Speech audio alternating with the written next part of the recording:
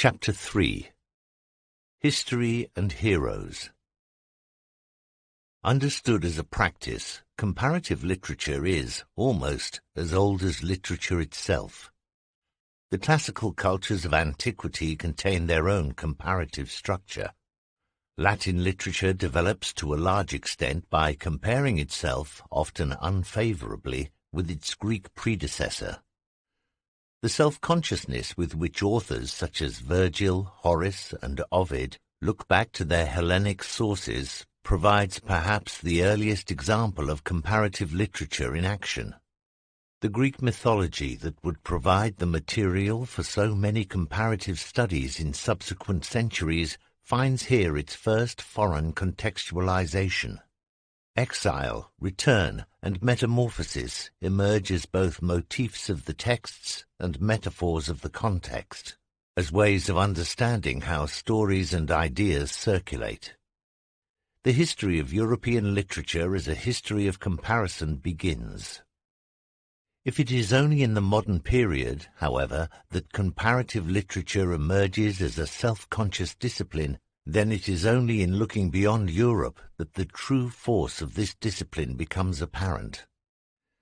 Seen from a Western perspective, one can plausibly divide the history of comparative literature into three categories. The history of how European literatures have been compared inside Europe, the history of how European literature has been compared with other cultures outside Europe, and the history of how literatures outside Europe, Egyptian, Persian, Arabic, Chinese, have been compared among themselves. While this chapter largely concentrates on the Western European story, since it is principally this story, for better or worse, that has constituted comparative literature as a discipline, it is important to remember that non-Europeans have long been comparing too. From Persian to Japanese, from pre- to post-modernity, comparison has never been a purely European privilege. As Karen Thornber has shown, Chinese, Korean, and Taiwanese readers were arguably more comparative than their European counterparts in the early 20th century, busy as they were comparing and contesting the Japanese literary empire. Asian critics have never needed Europeans to tell them how to compare. Comparing the comparatists in this manner suggests a broader lesson for the discipline in the West, namely that it has been predetermined by its use of the nation as its building block. In response to the modern post-Westphalian conception of the nation-state, to the idea of national sovereignty enshrined in 1648 and universalized over the course of the 19th century, comparative literature asserted itself as international. In doing so, however, it tied itself to the very idea that it sought to overcome, since comparison was now defined as international rather than interlinguistic. Intellectually speaking, there is no reason why this need be the case. The pre-modern practice of cosmopolitanism, as mediated through a lingua franca such as Latin or Arabic, shows that comparison can be conceived between languages just as easily as between nations. Politically speaking, however, the universalization of the European model enshrined the idea of international, and thus of national, comparison as the default setting of the discipline.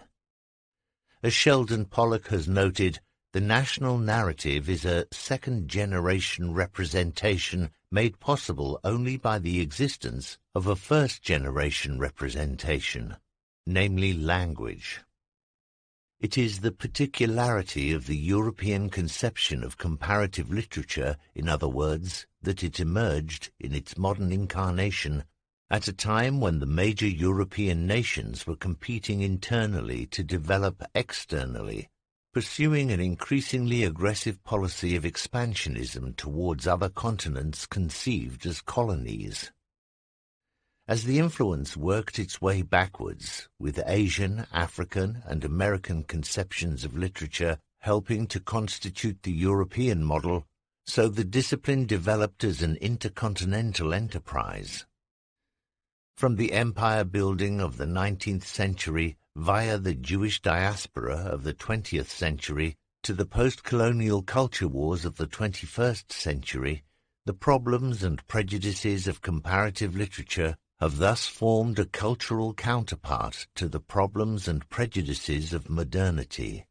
To understand its history in this spirit is to understand why it matters. Comparative philology. In 1872, an obscure self-taught linguist working at the British Museum rewrote history. George Smith discovered and crucially deciphered a series of cuneiform tablets compiled sometime after 2500 BC.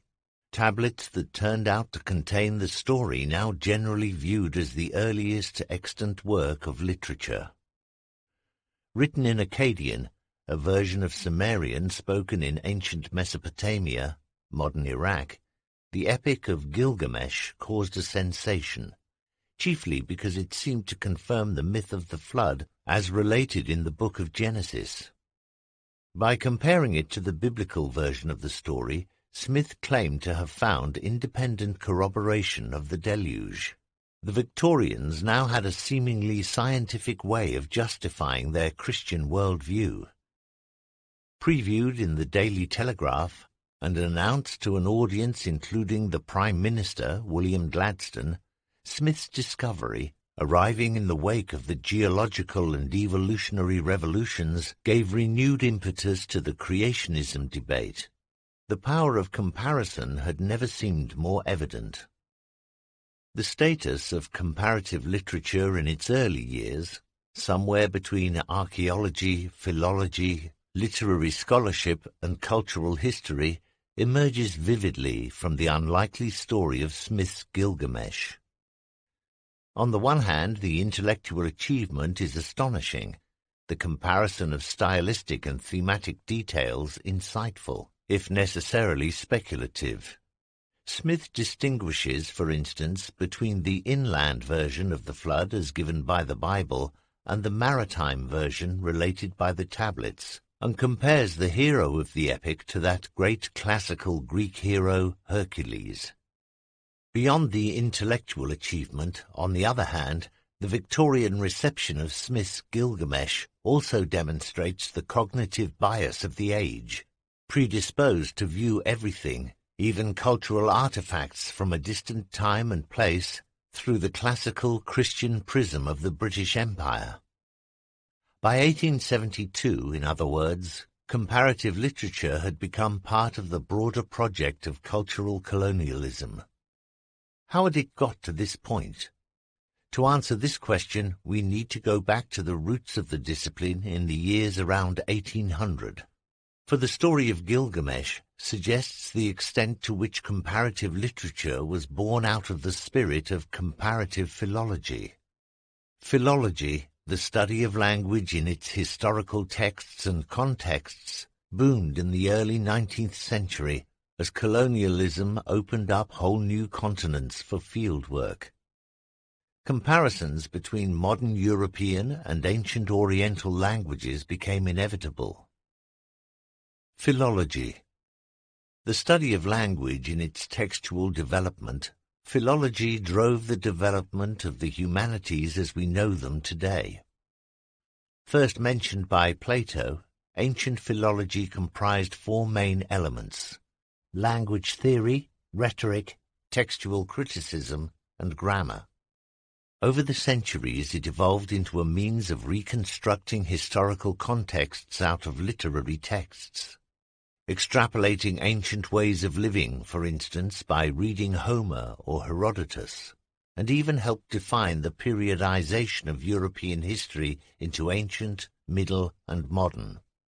As practiced throughout the early modern era, philology represented a kind of intimidatingly erudite comparative literature before the fact. Less a discipline than a set of critical practices, it relied on comparison as its principal technique, whether applied to classical, biblical, or Oriental texts. As James Turner notes in his study Philology, the Forgotten Origins of the Modern Humanities, 2014, The most numerous, obstinate, thoroughgoing practitioners of the comparative method in the West have been philologists. Based on their experiences in British India, early Orientalists, such as Sir William Jones, argued that European and Asiatic languages shared common roots in an original language that became known as Proto-Indo-European. Unsurprisingly, Jones and his followers also attempted analogies between classical Asian languages, Persian, Arabic, Sanskrit, and the classical European languages of Latin and Greek. The colony of India was now to Britain what the colony of Britain had been to Rome, opening up a whole new front for comparative linguistics. This colonial fieldwork became the basis for subsequent theorists of European Romanticism, such as Friedrich Schlegel, 1772 to 1829, the man who introduced the concept of the Romantic as a way of describing post-classical literature. To dream of finding the source of all languages, all thought and all poetry of the human spirit through comparative grammar. Writing in 1820, Wilhelm von Humboldt described the aim of these early comparatists as being to establish on a better basis the comparative study of languages, which heretofore has been highly superficial, unphilosophical, and wrong-headed. The study of languages quickly shaded over into the study of cultures more broadly defined, particularly as these pioneering figures often undertook fieldwork in distant countries. A distinction began to emerge between what one might term explorers on the one hand and armchair comparatists on the other, between travellers and theorists. It is not surprising, then, that problematic notions of West and East have haunted comparative literature since its inception. The Enlightenment belief in the progress of humankind privileged Western culture as the centre of the Republic of Letters. Following the French Revolution, the concept of Europe surfed a wave of pathos, figuring in journal titles: Europa, 1803, Archives littéraires de l'Europe, 1804, and any number of manifestos insisting, to cite one well-known tract of the time, on the common cultural heritage of Christendom or Europe, 1802. Figures such as Madame de Staël worked hard to encourage international exchange within Europe, particularly along the all-important Franco-German axis, even introducing notably modern reflections on the role of women or on the North-South cultural division. For de Staël, for instance, Southern Europe functioned as a kind of internal Orient. The real Orient, however, remained a barely acknowledged presence at the edges of Christendom. The rise of philology changed the nature of this comparison. Napoleon's savants returned from the occupation of Egypt, 1798 to 1801, with a new interest in Franco-Arabic intellectual relations. Shortly afterwards, the term comparative literature even appeared, perhaps for the first time in Europe, when François-Joseph Michel Noël and Ghislain François-Marie Joseph de Laplace advertised their Leçons français de littérature et de morale, 1816, as a cours de littérature comparée. On the other side of the Rhine, meanwhile, enthusiasm for Schlegel's idea of comparative grammar, as expounded in his hugely influential study On the Language and Wisdom of the Indians, 1808, led to ever more heroic attempts at comparing languages. Figures such as Franz Bopp, with his almost comically learned Comparative Grammar of the Sanskrit, Zend, Greek, Latin, Lithuanian, Gothic, German, and Slavonic languages, translated into English in 1845–53, took the intellectual craze for Indo-European languages to new heights. By 1842, a philological society had been founded in London, following the creation of similar institutions in France and Germany.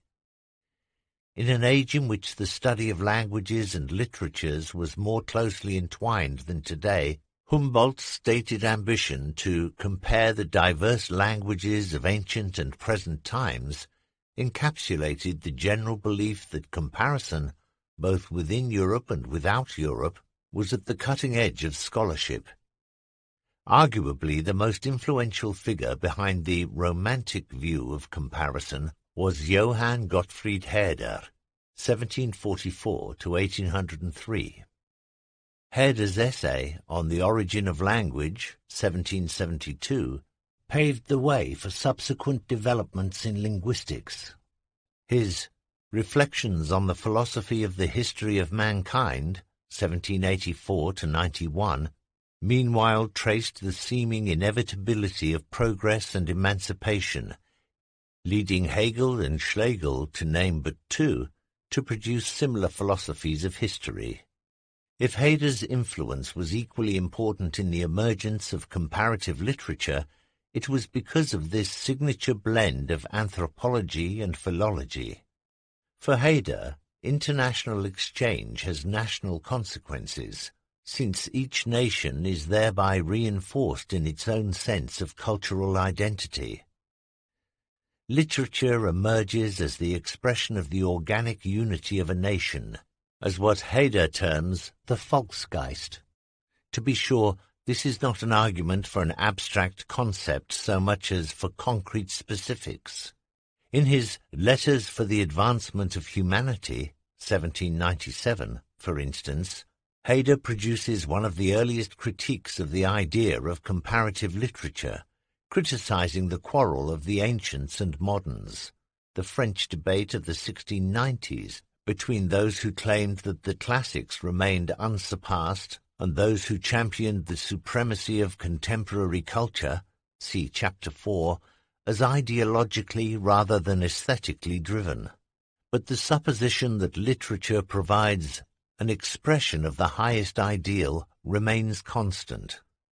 It is worth dwelling for a moment on Herder's letters, since they anticipate many of the issues surrounding comparative literature that would develop over the course of the 19th century. Herder argues that poetry is a Proteus, changing its forms according to its given context. He is both welcoming to and wary of the ocean of comparison that this implies. Welcoming because literature provides a way of accessing national modes of thought from the inside out, rather than through the outside-in approach favored by political history. Wary because nations invariably tend to prefer their own poets, or at the very least judge foreign poets against their own standards. After sketching out three main modes of comparison, genres and forms, sentiments and historical specificity, Herder effectively argues for a version of the third mode, for what one might term contextual contingency. Human nature may remain more or less unchanging, but cultural conditions vary and must be appraised accordingly. Herder's reflections on the methodology that this entails suggest intriguingly that comparative literature may be conceived as a version of what is known in philosophy as the Sorites paradox. This ancient paradox states that one can never quite pinpoint the difference between a grain of sand and a pile, Sorites in Greek, since one can never be sure at what precise point the grains of sand becomes a pile. Herder implies a similar problem with the comparative method. No new category caused the great difference that has arisen between the Orient and the Occident, between the Greeks and us, but rather the mingling of peoples, of religions and languages, eventually the progress of customs, of innovations, of knowledge and experience, a difference hard to subsume beneath one word. The Sorites paradox of comparative literature, then, is that one period or tradition shades into another at a point that can be very difficult to identify, despite ostensible differences of emphasis and idiom. Finding such a point, When does medieval literature end and that of the Renaissance begin? Where is the precise crossover point between Eastern and Western forms of poetry is the task of the comparatist. That this point is to be sought not only between East and West, but also between antiquity and modernity, indicates one of the key axes of comparison in the 19th century. For European critics writing around 1800, the act of comparing notably extended across time as well as space. The principal reasons for this double emphasis, reasons that are respectively philological, cultural and political, tell us much about the status and aims of comparative literature in its early years. Philologically speaking, the 19th century witnessed the emergence of anthropological linguistics, inspired by Heideggerian ideas, as a kind of interdisciplinary research field avant la lettre. Predominantly Germanic in its early years, this new science rapidly came to influence European notions of comparison more broadly. Indeed, it is one of the principal reasons why German became the language of scholarship in the 19th century. If Germany was not yet a national power in the early 1800s, it was certainly a cultural one. Yet the crucial intellectual breakthrough of this period, a breakthrough that made possible the subsequent development of comparative literature as an autonomous mode of exegesis, was as much cultural as philological, namely the move from a sacred to a profane model of criticism. The Bible, that is to say, began to be read critically, as a text like any other, subject to exaggeration and historical variation. The Life of Jesus, to cite the title of David Friedrich Strauss's controversial study of 1835, became as historically questionable as any other event. Writing in 1848, the French critic Ernest Renan, 1823–92, claimed that German philology had awoken the spirit of modernity, and that its critical methodology had made him renounce a career in the church, a career path emblematic of the growing importance of the humanities in the 19th century. At the heart of the humanities at this time, and at the heart of the comparative turn backwards to ancient languages and cultures, was the quest for origins. In the pre-Darwinian early 19th century, origin was essentially a political concept.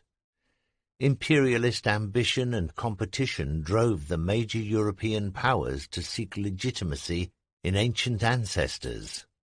The identification of cultural and linguistic precursors for the Germans in Greece, for the French in Rome, was a sign of elective affinity as much as anything else, a kind of historically applied prejudice. Comparative literature was often little more than competitive literature, a thinly disguised attempt to dignify superiority through philology. This competition certainly took place inside Europe, with the dominant nations competing in a kind of cultural proxy war. But it also, to return to our starting point, took place outside Europe, with comparison used as a stick with which to beat back the unenlightened savages beyond the pale. Lord Macaulay's notorious remark to Parliament in 1835 that a single shelf of a good European library was worth the whole native literature of India and Arabia exemplifies this prejudice and points towards the limit of the comparative method as it emerged in these early years. With a few honourable exceptions, attempts at understanding European culture as part of a broader global culture were predetermined and thus, in the long run, undermined by the assumption of unquestioned superiority. For better or for worse, the struggle to move beyond this assumption would come to define the discipline. Towards world literature. There are, however, a number of alternative ways to formulate this assumption of prejudice and their juxtaposition point towards the broader sense of comparative literature that emerged as the 19th century progressed. Two statements, one little known, the other perhaps too well known for its own good, show the way. In his 1825 collection of aphorisms, Aids to Reflection, Samuel Taylor Coleridge, the most internationally minded of the English romantics, begins a long footnote in the following terms. The act of comparing supposes in the comparing faculty certain inherent forms, that is, modes of reflecting not referable to the objects reflected on, but predetermined by the constitution and mechanisms of the understanding itself. And under some one or other of these forms, resemblances and differences must be subsumed in order to be conceivable, and a fortiori, therefore, in order to be comparable. Coleridge's passing comment constitutes the thinking man's counterpart to the unthinking prejudices of the 19th century. Yes, he concedes, the ways in which we compare are predetermined by the inherent forms of our perceptual apparatus, but this need not be so much a cultural prejudice as a philosophical prerequisite. We cannot compare what we cannot conceive. Since resemblances and differences can only be judged from a specific, limited point of view, it is better to be aware of this point of view than to be beholden to it. In the words of Dirty Harry, a man's got to know his limitations. Coleridge's philosophical formulation offers renewed purchase on what is probably the single most influential statement in the history of comparative literature. In 1827, the great national poet Goethe shared his views on the increasingly international nature of poetry. Recorded for posterity by his conversation partner, Johann Peter Eckermann, they marked the birth of Weltliteratur.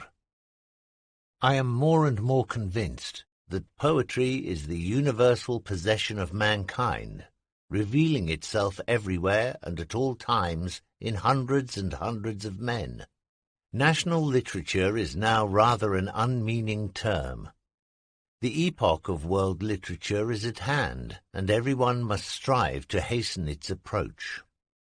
2 years after Coleridge's inquiry into the inherent forms that underlie the act of comparing, Goethe seems to advocate the opposite conception. In the international market of modernity, national or local modes of literature are increasingly irrelevant. It is now world literature that we must pursue. Chinese novels, Goethe adds by way of example, have as much to say to us as their German or French counterparts. What counts is not the subject matter so much as its manner of treatment. Poets should not try to compete with the historian in recording events. A distant echo here of Aristotle's insistence on the superiority of the imaginative writer to the historian, since the former relates not how things were, but how they might be, but should rather make something of a simple subject by a masterly treatment. For Goethe, then, comparison is essentially of style, not of content. The poet's immediate response to his own clarion call is as interesting, however, as the declaration itself. Despite his grand rhetorical gesture towards a sweepingly universal sense of world literature, Goethe is not unaware of the problem of prejudice. While we thus value what is foreign, we must not bind ourselves to some particular thing and regard it as a model. We must not give this value to the Chinese, or the Serbian, or Calderon, or the Nibelungen. But if we really want a pattern, we must always return to the ancient Greeks, in whose works the beauty of mankind is constantly represented. Where Coleridge writes of modes of reflecting, Goethe reflects on the models for reflecting. How are we to assess world literature fairly, given that no external, impartial perspective is possible? Fittingly, Goethe's own words illustrate this problem, since his twists and turns, We should not ascribe value to any particular foreign traditions, he claims, yet we should, paradoxically, ascribe it to the Greeks, betray his own point of view as a typically Hellenophile German of the early 19th century. Despite his universalist ambitions then, Goethe's model of world literature implies a very European yardstick. In this, of course, he is hardly alone in the early decades of the 19th century.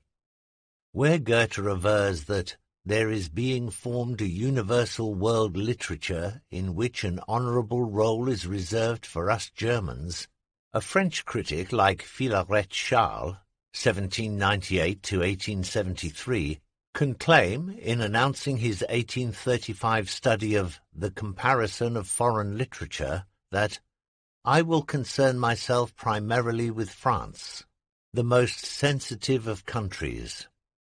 Tellingly, Charles justifies his celebration of France as the most receptive, and thus comparative, of nations, by placing it within the broader context of European hegemony. What Europe is to the rest of the world, France is to Europe. Everything reverberates toward her. Everything ends with her. Charles can thus think of his comparative method as both patriotic and cosmopolitan. Nationalism is sanctified as Europeanism. Whatever the prejudices inherent in the term, Goethe's coinage of Weltliteratur marks a watershed in the history of comparative literature. It matters little that he was not, in fact, the first to use the word. That honour goes to his friend Christoph Martin Wieland, 1733 to 1813, and for all we know to others before him. What matters is rather that Goethe was perceived as having coined the term, thereby conferring his Olympian prestige on it. With the publication of Eckermann's Conversations with Goethe in 1836, world literature as a concept was launched. The extreme capaciousness of the term, its great strength but arguably also its greatest weakness, rapidly came to apply to literature as well as to the world. Just 20 years later, in 1848, it turned up in the most unlikely of places, the Communist Manifesto. With the colonization of trade and industry by the cosmopolitan middle classes, claim Marx and Engels, national one-sidedness and narrow-mindedness become more and more impossible, and from the numerous national and local literatures there arises a world literature. The authors suggest an implicit parallel between commodities and texts, both of which now circulate, in the mid-19th century, with complete disregard for national boundaries. This may seem a radical redeployment of the aesthetic idea of Weltliteratur, but in fact already in 1827 Goethe repeatedly reaches for the language of value, both in his Conversations with Eckermann and elsewhere, speculating on rising markets in China and Serbia before returning to the gold standard of ancient Greece. Understood in its historical context, this conflation of commercial and cultural modes of circulation is hardly surprising. Economic metaphors of value and circulation define the mid-19th century imagination. The great realist novels of the 1850s and 1860s by Dickens, Flaubert or Tolstoy import capitalist models of accumulation into the sphere of culture, with the hero of the Bildungsroman acquiring his stock of cultural capital in order to move up in society. Yet we need not necessarily interpret models of commerce in the pejorative sense that we might now attribute to the commercial exploitation of culture. In the case of Goethe, for instance, one can understand the metaphor of the marketplace positively, in the Enlightenment sense of a forum for international exchange, the currency of which is as much cultural as commercial. Here as elsewhere, then, the models of comparison must themselves be approached comparatively. What metaphors of value also convey, however, is the sheer multiplicity of modernity, the proliferation of meaning brought about by the industrial and technological revolution. "There was never such a miscellany of facts," writes Emerson in an essay of 1850 on Goethe as a representative man. "The world extends itself like American trade. We conceive Greek or Roman life in the Middle Ages, to be a simple and comprehensible affair, but modern life to respect a multitude of things." If comparison imposed itself as an inevitable consequence of this proliferation of perspectives, so interestingly did a conservative recursion to the canon. In a period threatened by such uncontrollable forces, the literary mind retreated to tried and tested values. At the precise midpoint of the 19th century, Emerson's list of representative men, Plato, Swedenborg, Montaigne, Shakespeare, Napoleon, Goethe, carefully circumscribes the limits of the Western world. In place of the Pillars of Hercules, Emerson erects the Pillars of Hermeneutics as markers of the known, decidedly European world. This is not to say that comparative literature was exclusively the province of white Anglo-Saxon Protestants. By the 1870s, comparative literary studies were beginning to emerge on the far eastern edge of Europe.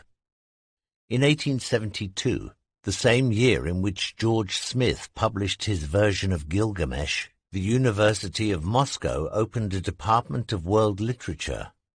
In 1875, St. Petersburg followed suit with a Neo-Philological Society.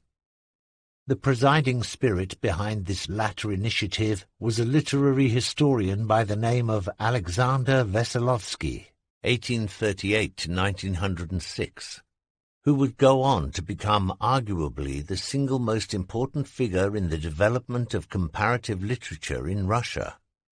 Veselovsky pioneered the study of international patterns of influence as a way of understanding national modes of development.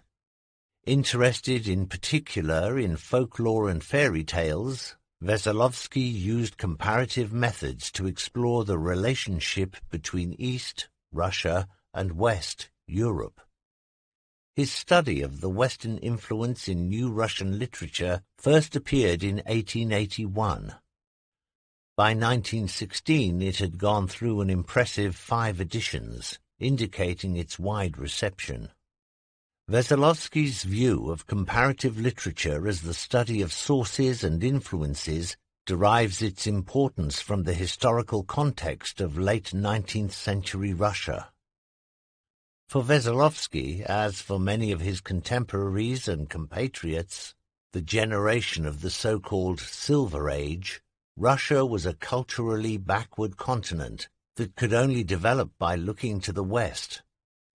The progress of Russian culture could be charted, he believed, by comparing it to that of Western Europe.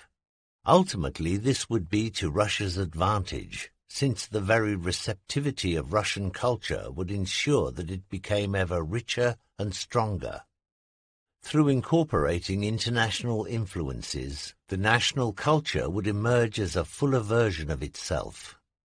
Here, as elsewhere, the argument re-emerges in Oswald de Andrade's Manifesto Antropophago, 1928, for instance, which proposes that Brazil should cannibalize Europe in order to absorb its cultural nutrients.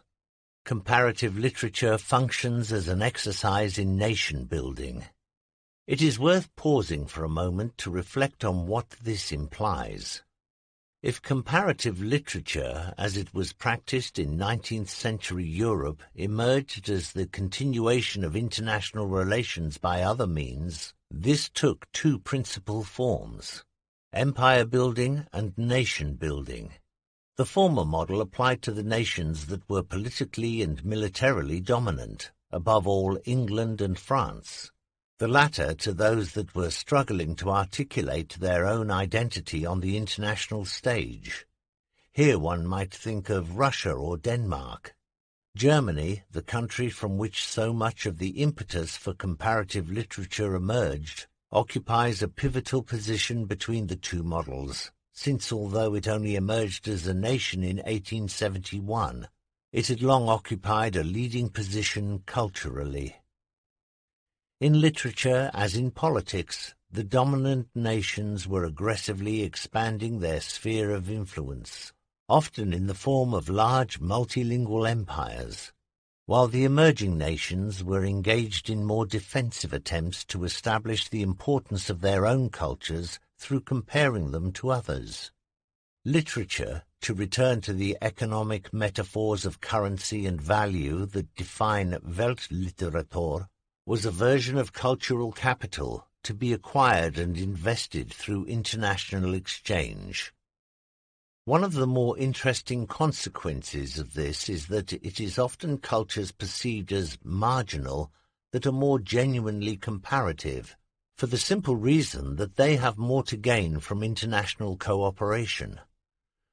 Russian symbolism at the end of the 19th century is a case in point, drawing as it does on Schopenhauer and Nietzsche in Germany, Mallarmé and Verlaine in France, Pater and Wilde in England, and Ibsen and Strindberg in Scandinavia. Writing in the preface to the 1896 edition The Western Influence in New Russian Literature, Veselovsky writes that respect for European culture has gradually arisen, and that the field of comparative literary studies has developed commensurately from isolated workers to friendly collective labor. By the early 20th century, then, it is no surprise that the poet Osip Mandelstam can diagnose a yearning for world culture as a constituent element of his generation's poetry. For comparative virtue emerges from cultural necessity. The great advantage of coming from the perceived margins of international culture, an advantage that obtains to this day, is that it makes possible the synthesis of existing trends. Looked at from this perspective, comparison is the privilege of posterity. Discipline and publish. The years 1870 to 80 saw the emergence of comparative literature as a discipline not only in Russia, but also elsewhere in Europe.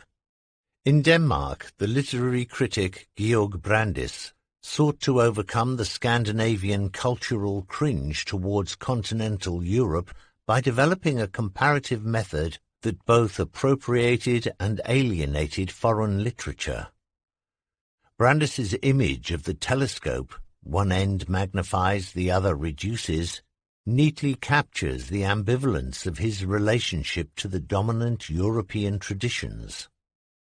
On the one hand, he admired major writers of the continent, such as Anatole France or Friedrich Nietzsche, publishing prolifically on them. On the other hand, he dreamed of establishing Danish literary figures as their equal. His celebration of the men of the modern breakthrough, the phrase that has come to define the Danish modernists of the late 19th century, can be understood in this light as an attempt to harness comparative literature to the defense of minority languages.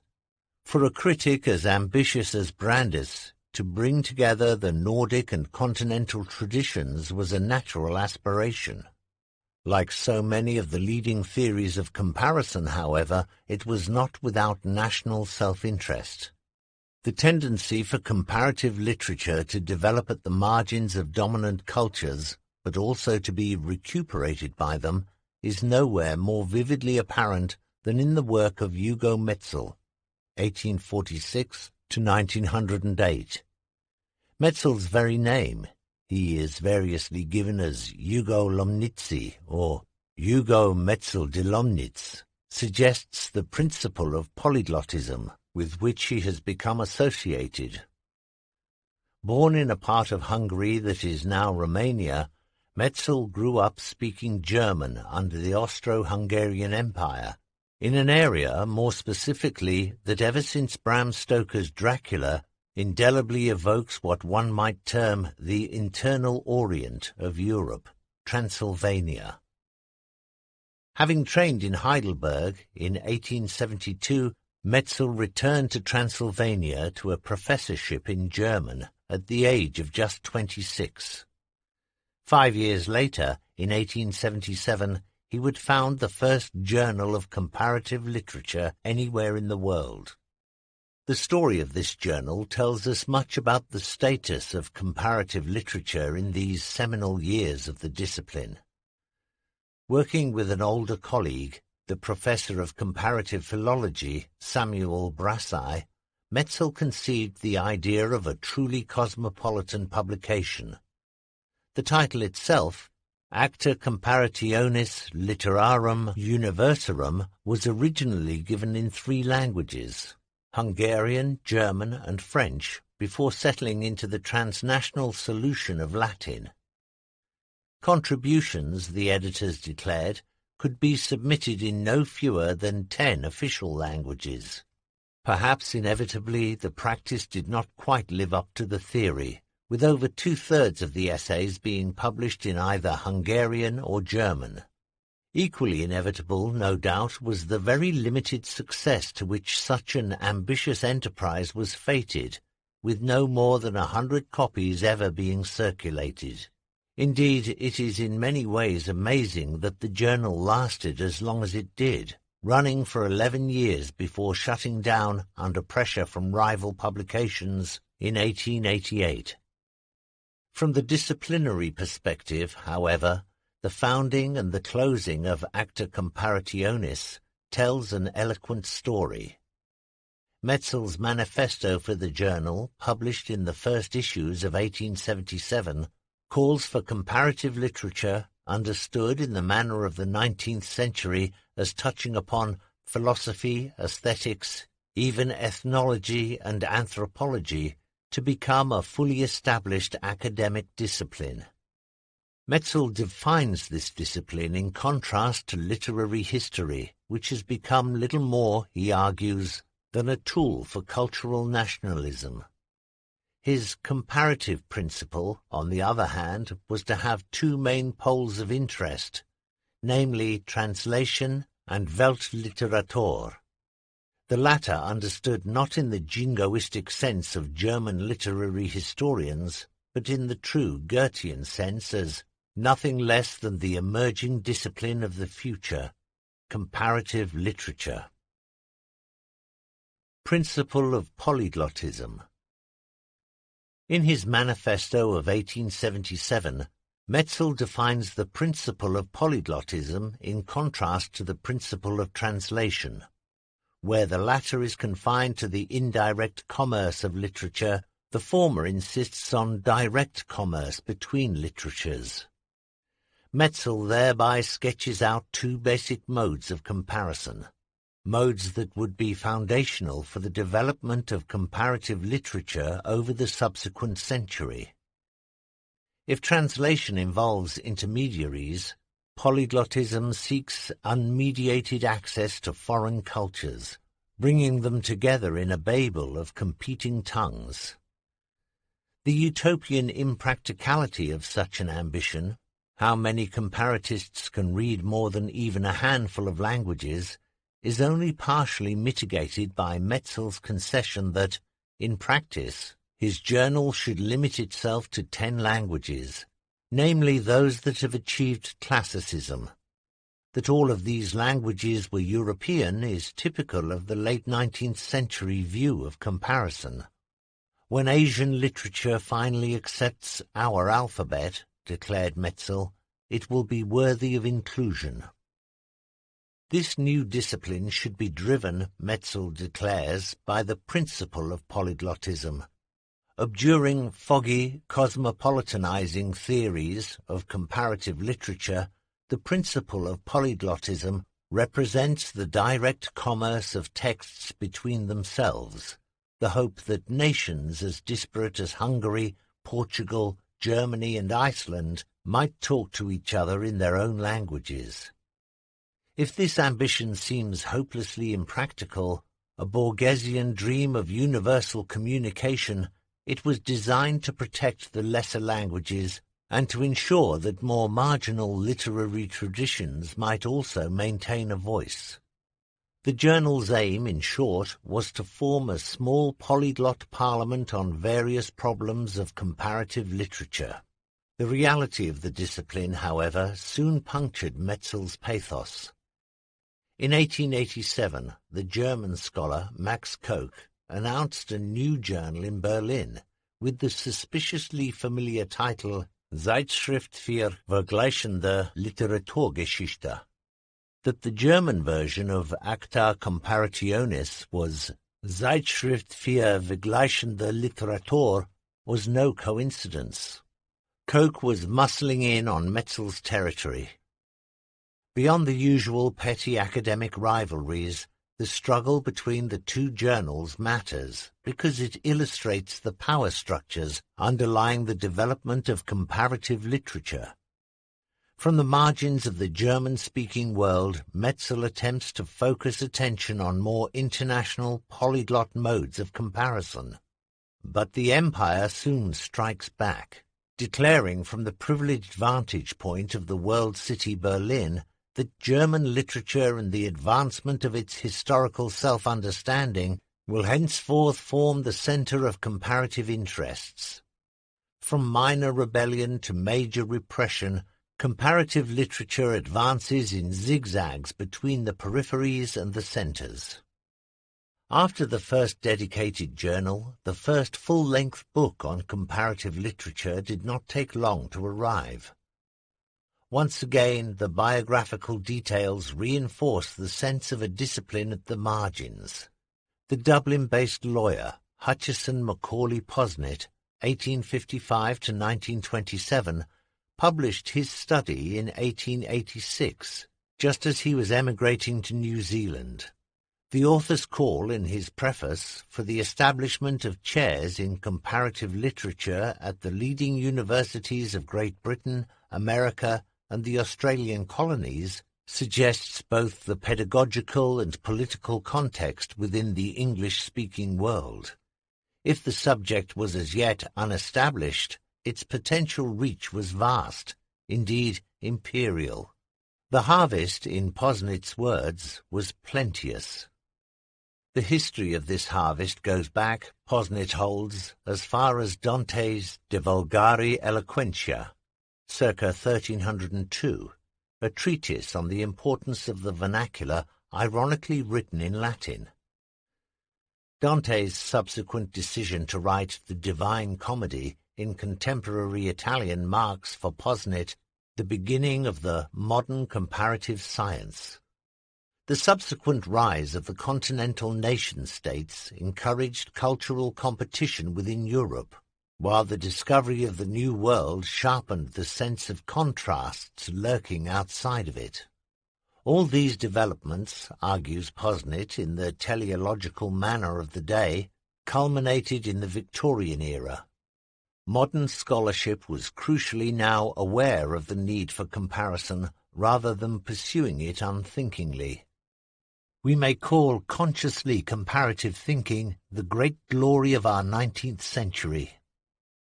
Posnet's historicization of comparison aside, perhaps the most interesting aspect of his study from a disciplinary perspective is its attempt to establish comparative literature as a science. We are so used to thinking of it as part of the humanities that this conception of the discipline comes as a surprise to the modern reader.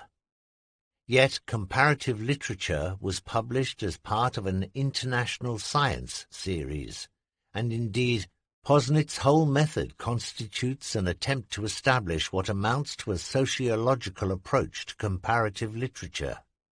Tracing the development of literary culture from clan to city, from nation to cosmopolitan humanity, Posnet emphasizes what he terms the relativity of literature, the ways in which its inflections change as society changes.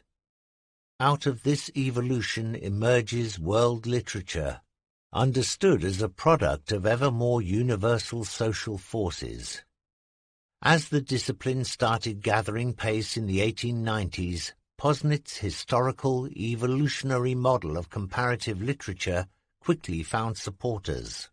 Ferdinand Brunetière, 1849 to 1906, one of the most influential figures in the French school, took the idea of evolution literally, developing in a study of lyric poetry an explicitly Darwinian model of the growth and decay of literary genres. In a lecture of 1900, he applied this model to national literatures more broadly, claiming that comparison is as much successive as simultaneous, since nations take turns to dominate European culture. Italy from 1450 to 1600, Spain from 1600 to 1670, France from 1660 to 1750, England from 1720 to 1820, Germany from 1820 to 1870. Yet by the end of the 19th century, argues Brunetière, in a manner that anticipates the debates of some 100 years later, the hegemony of Europe had to be put in a broader perspective. European literature is only a branch, or better yet a province, and maybe even a narrow province, in the almost infinite field of comparative literature. The global ambition of the discipline was becoming increasingly apparent. This ambition was also starting to manifest itself on the other side of the Atlantic. Over the course of the 1890s, the first chairs of comparative literature were founded at the Ivy League universities. In a sign of the increasing self-confidence of the discipline, pioneers such as Charles Mills Gailey, 1858 to 1932, started agitating for the creation of an American Society of Comparative Literature. In an essay of 1903, Gailey argues for a largely historical, sequential understanding of comparison. First the history of each literature, then the historic relations between literatures. That in turn is followed by the synthesis in literature as a unit.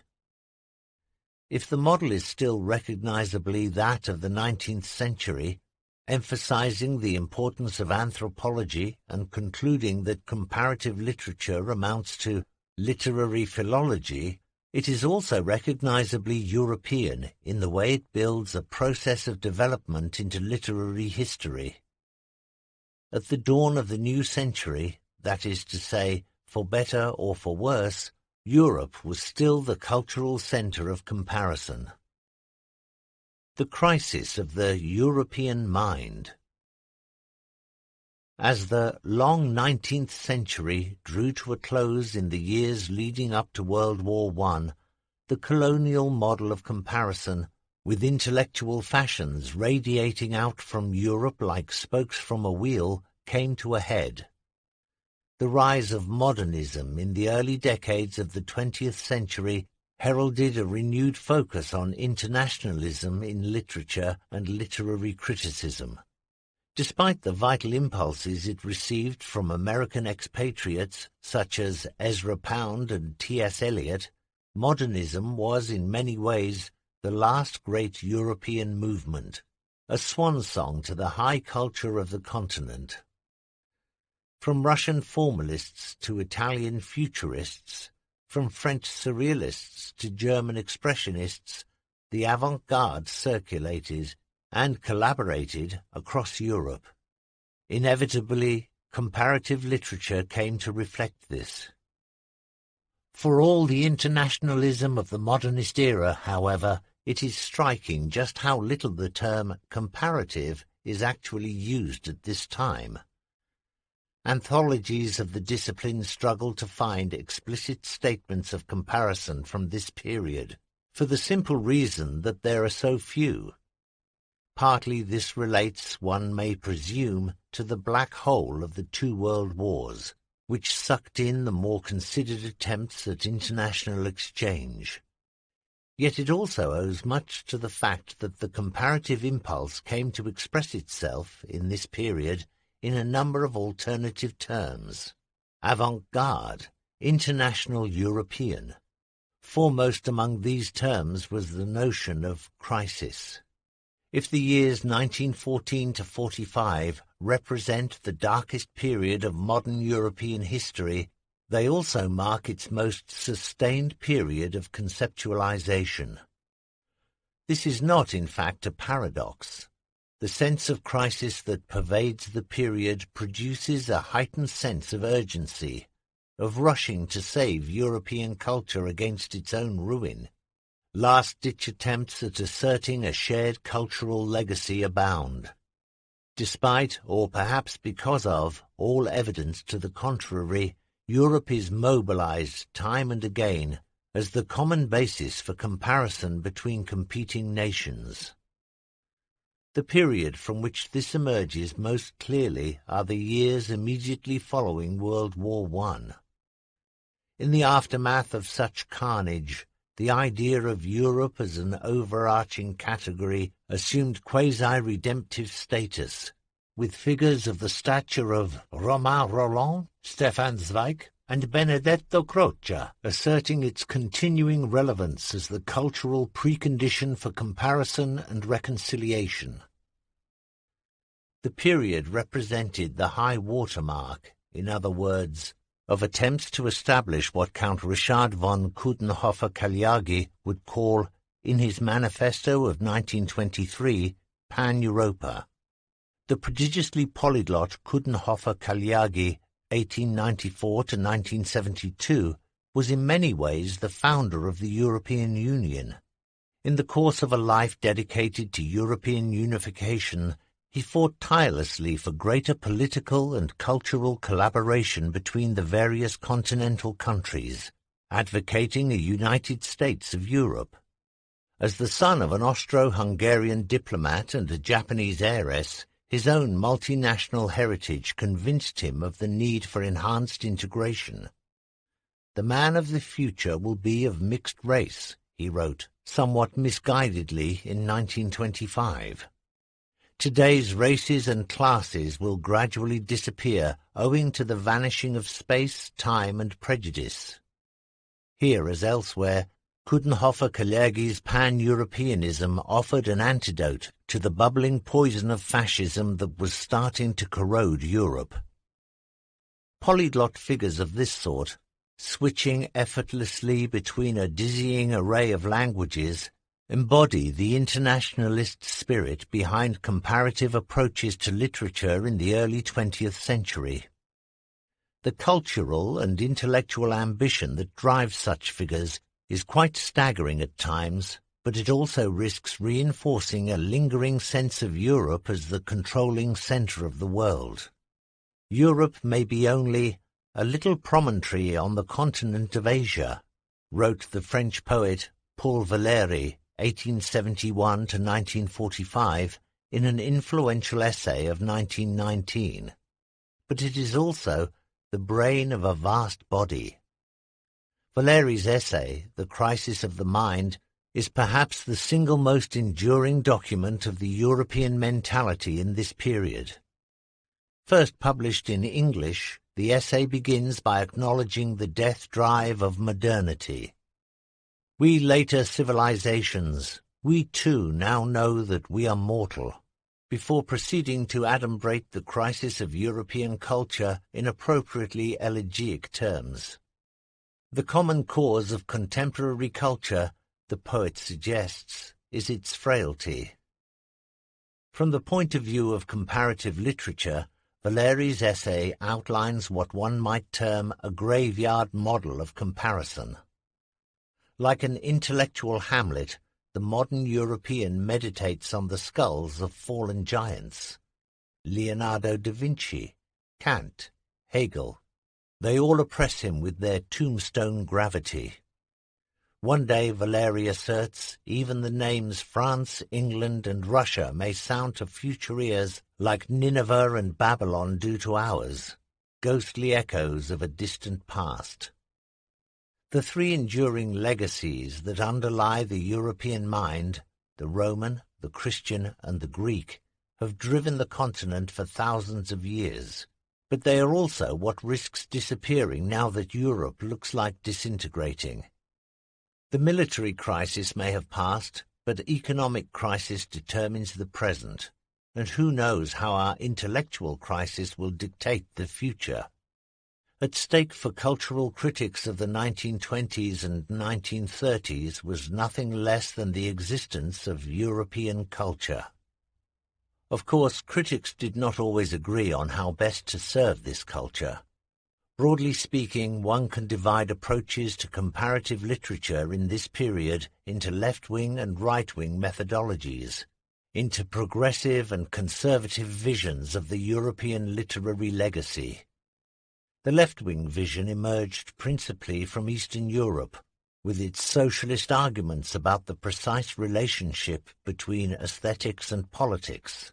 Thinkers as disparate as the Russian and Czech formalists on the one hand, and genre theorists such as George Lukács or Mikhail Bakhtin on the other, all saw themselves as perpetuating, in their differing ways, the Marxist legacy of politically engaged criticism. The debates between Lukács and Bertolt Brecht regarding the European tradition brought these differences to a head. In a version of comparative literature by another name, over the course of the 1930s, Lukács and Brecht disputed the extent to which pre-Marxist literature, from the Greeks to the Renaissance, from Shakespeare to the Romantics, retained continuing relevance for the modern age. With the social mission of art as the prize, and drawing on an extraordinarily broad range of reference, from English opera to Japanese no plays, to take just Brecht, the two intellectual pugilists pursued a kind of Marxist quarrel of the ancients and moderns. In the red corner, the new aesthetics of committed literature. In the blue corner, the bourgeois humanist inheritance. This was comparative literature with added ideological punch. It wasn't only the left-wing critics who came out swinging, however. If many of the leading modernists came to hold conservative views, this was also true of the comparatists. Oswald Spengler's bestseller, The Decline of the West, 1918-22, set the tone for many a post-war jeremiad about the passing of the European mind. Spengler's broad-brush approach to history, culture, and religion was nothing if not comparative. Not only his tone, but also his methodology influenced authors of the stature of T.S. Eliot and Gottfried Benn.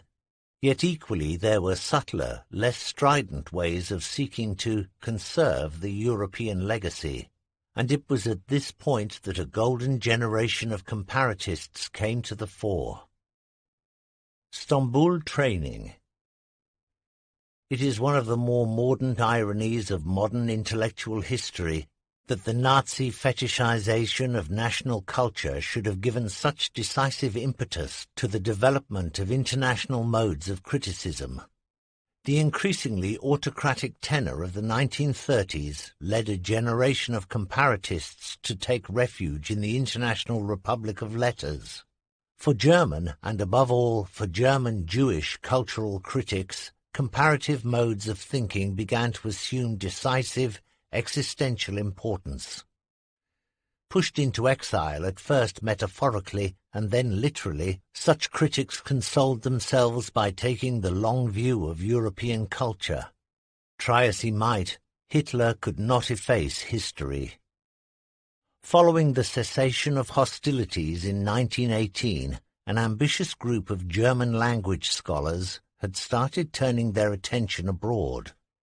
In the spirit of post-war reconciliation, these scholars of Romanistic, a discipline that is by definition comparative, working across Romance languages such as French, Spanish, and Italian, adopted a consciously European mindset, emphasizing overarching categories such as Romance or Latin literatures as a way of resisting what they perceived as the narrow reductionism of national traditions. If the work of these critics represents the last great hurrah of the European model of comparative literature, it is because they had already gone into a kind of voluntary intellectual exile before some of them were forced into a compulsory geographical one. Among the various influential comparatists of this period, other significant figures in which included the Hungarian scholars Bobic Mihai and Antal Serb, who respectively wrote histories of European, 1935, and world literature, 1941, marked by the collapse of the Austro-Hungarian Empire in 1918, three great names stand out. Ernst Robert Curtius, 1886 to 1956, Leo Spitzer, 1887 to 1960, and Erich Auerbach, 1892 to 1957. Often grouped together as a golden age of comparative literature, the three critics in fact displayed considerable differences of talent and temperament. A deeply conservative figure, Curtius enjoyed the most conventional career of the three, obtaining a post in Bonn around the start of World War I and staying there throughout World War II.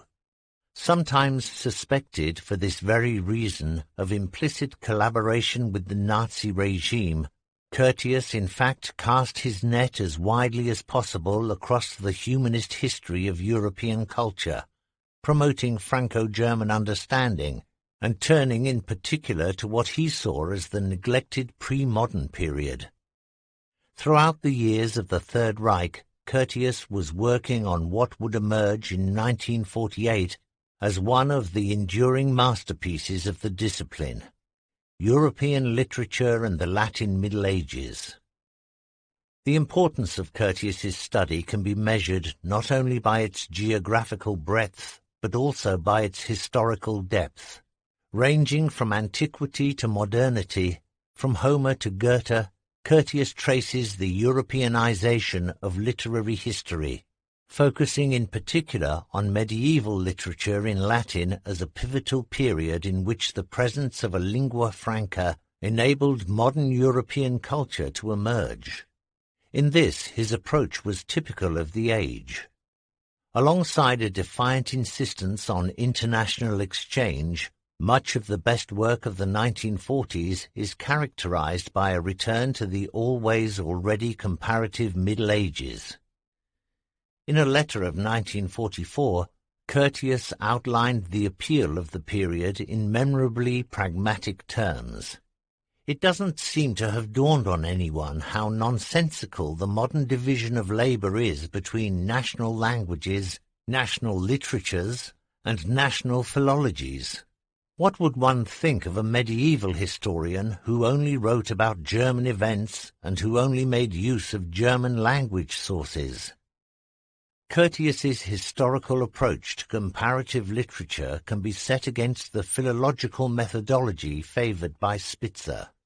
The most mercurial of the three great Romanisten, the Viennese Spitzer was a polyglot in the best Central European tradition. Ranging with equal facility over numerous languages, Spitzer was the comparatist's comparatist, combining philological and psychological analysis to incisive effect. Underpinning his prolific output was a recurring preoccupation with stylistics, with the ways in which linguistic detail reflects conceptual argument.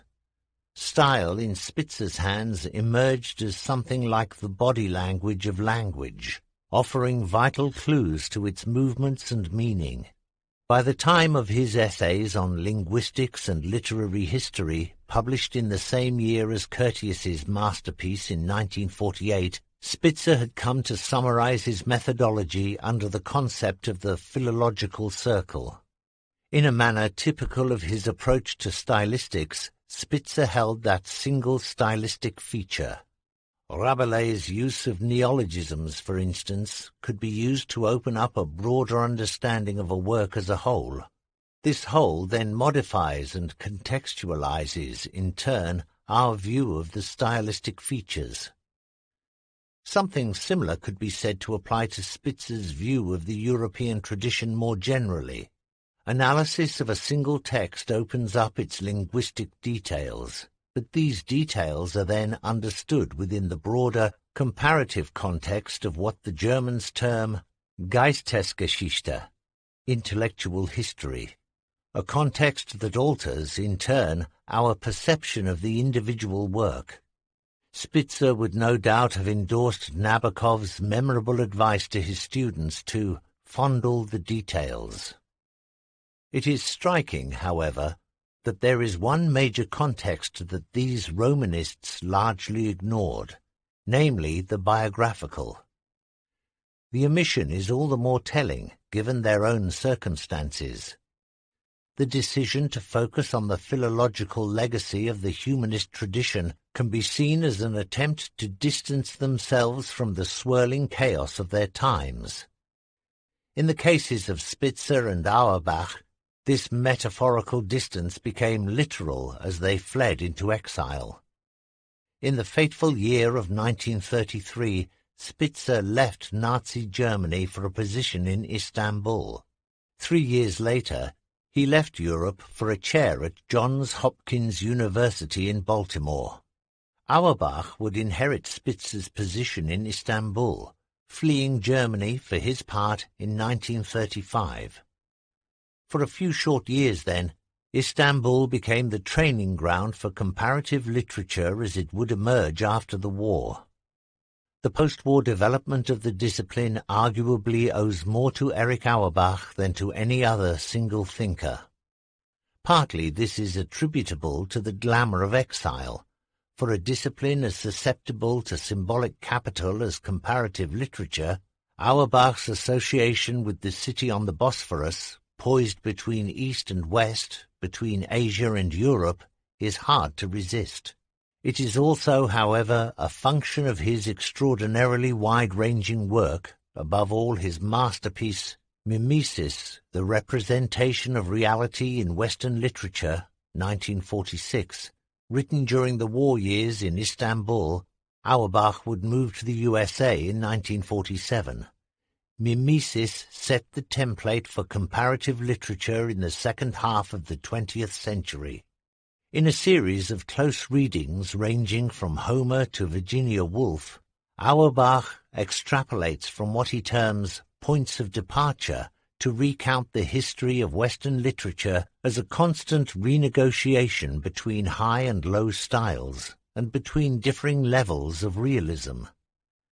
In the opening chapter, to take just one example, he contrasts the moment in which the former nursemaid, Eurycleia, recognizes the homecoming hero Odysseus by his scar with Abraham's sacrifice of Isaac in the book of Genesis, before opening out into a broader discussion of modes of description in the Odyssey and the Old Testament more generally. Having established this comparative technique, Auerbach then pursues it all the way through the classical, medieval, and modern periods. Remarkably, Auerbach claimed that he did all this without reference to a rich and specialized library, stranded as he was in wartime Istanbul. This legend of the bookless, isolated scholar is no doubt overstated, but it is no less instructive for that. Some have even argued that it is the reason for the book's success, suggesting that Auerbach was forced to write a more original book than he might otherwise have done had he clung more slavishly to his sources. Yet his respect for the Western tradition is obvious, and for all its originality, Mimesis is a conservative book in the best sense of the term, an attempt to conserve humanist culture in the era of Auschwitz. The elegiac tone that this produces is part of its power. The great age of these major Germanic comparatists working in heroic exile from the Nazis was also the late age of European culture, as defined by its distance from its Latinate Christian roots. If Auerbach remains such a pivotal figure in the history of the discipline, it is because he both celebrated the past and anticipated the future. Nowhere is this more evident than in an essay of 1952 entitled Philology of World Literature. Auerbach acknowledges that the move beyond Europe is starting to gain purchase by this point, but he also shrewdly identifies the problem with Weltliteratur as it is developing in these post-war years, with the rapid spread of only two dominant models of culture, European American and Russian Bolshevik. Differences in language and literature risk being flattened out and standardized, such that the dream of world literature may soon be at once realized and destroyed. Auerbach's own experience of exile echoes into his plangent description of what one might term, with reference to Spitzer's philological circle, the comparative circle. The most valuable asset a critic has is his own culture. Yet it is only when he moves away from this culture that he acquires true insight into it. By the end of World War II, the same logic might be said to apply to Europe. Complit goes global. In the footsteps of pioneering figures such as Spitzer and Auerbach, the discipline of comparative literature began gathering pace in the 1950s, largely as a transatlantic affair. If Hitler helped develop the nuclear bomb in America by driving his Jewish scientists away from Europe, he did something similar with literary criticism. European émigrés took their expertise to the East Coast universities, and their influence continued into the next generation of leading comparatists, such as George Steiner or John Starobinski, Europeans with, at least partly, American training. Comparative literature had outgrown its continental origins. Perhaps the most influential figure in the development of what soon came to be known as Comp Lit in the USA was René Velek, 1903 to 95. A Czech émigré at Yale, Velek wrote numerous important literary studies, including Theory of Literature, co-authored with Austin Warren in 1949, and the 8-volume A History of Modern Criticism. His doctrine was the broadest of churches, rejecting the narrower, largely French focus on sources and influences. Velek understood comparative as indicating any approach transcending the limits of one national literature. Ideally, he argued in an essay entitled The Crisis of Comparative Literature, 1959, one would simply do away with the adjective altogether, speaking of professors of literature just as one does of professors of philosophy. Velek's inclusive understanding of the discipline helped found what is sometimes known as the American School of Comparative Literature, a theoretically inclined version of the discipline that is still thriving today. That is not to say that he necessarily agreed with such theoretical developments. Velek, in fact, came to criticize what he termed the new nihilism of deconstruction and post-structuralism, concerned that its linguistic self-obsession would scare off students and deprive literature of its basic humanist resonance. Whether this emphasis on rhetorical technicalities antagonized students or attracted them, certain kinds of graduate students will always be drawn to difficulty. There is no doubt that the comparative curriculum in the USA became increasingly theoretical, with figures like the Yale School critics Jeffrey Hartman and Paul de Man advocating critical theory as an essential element of the discipline in the 1960s and 1970s. The emphasis, de Man wrote in one curriculum proposal of 1975, has increasingly moved toward literature as a language about language or a metalinguistic discipline. Given that Velek himself never learned to speak this meta-language, it is ironic that so many of its native speakers should have given the prestigious lecture series in comparative literature named after him at the University of California.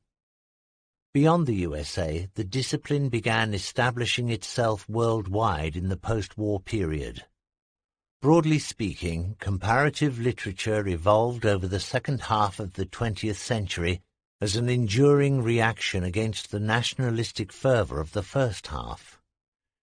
Jewish literary scholars took their European mind with them as they fled the continent, but they also took with them a sense of being irrevocably unhoused, a kind of transcendental homelessness, To borrow a phrase from Lukács, the comparative perspective emerged as a means of making cultural virtue out of political necessity, as a way of establishing a permanent state of exile in the spaces between cultures.